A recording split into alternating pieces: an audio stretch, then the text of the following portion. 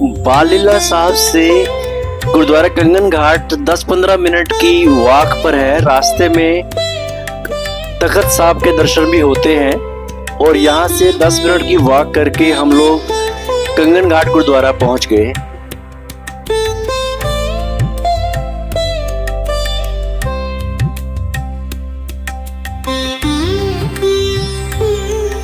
गुरुद्वारा श्री कंगन घाट साहब, जिससे गुरु गोविंद सिंह घाट के नाम से भी जाना जाता है, बिहार की राजधानी पटना में स्थित एक ऐतिहासिक और पवित्र सिख स्थल है।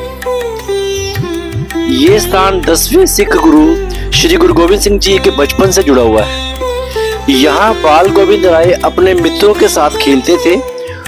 एक बार उन्हें सोने के कंगन उपहार में मिले, जिन्हें उन्होंने गंगा में फेंक दिया, ये दर्शाने के लिए कि भौतिक संपत्ति का कोई मूल्य नहीं है और आत्मिक उन्नति ही सच्चा मार्ग है। जब माता गुजरी जी ने उनसे पूछा तो उन्होंने एक दूसरा कंगन भी फेंक दिया, यह बताते हुए कि माया से मोह त्यागना चाहिए। इसी स्थान पर पंडित शिवदत्त, जो भगवान राम के भक्त थे, को गुरु गोविंद सिंह जी ने सच्चे ईश्वर की उपासना का मार्ग सिखाया।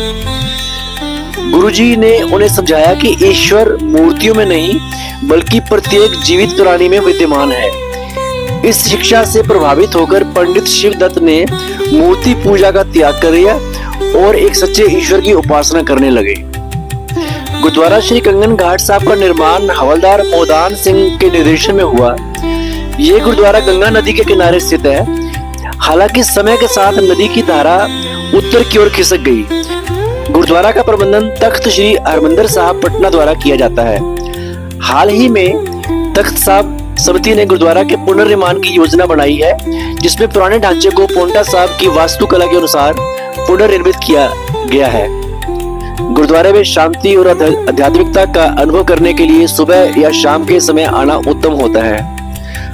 गुरुद्वारा कंगन घाट न केवल सिख इतिहास का एक महत्वपूर्ण स्थल है, बल्कि यह आत्मिक जागरूकता और भौतिकता से विमुख होने का संदेश भी देता है।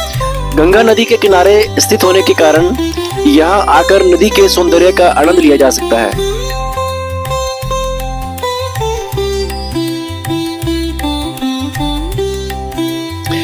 अब हम यहाँ से पटना के सेंट्रल मॉल में जाएंगे और कुछ टाइम वहाँ बिताएंगे और उसके बाद शाम को गुरुद्वारा बहू घाट साहब और फिर श्री तख्त साहब जी के दर्शन करेंगे।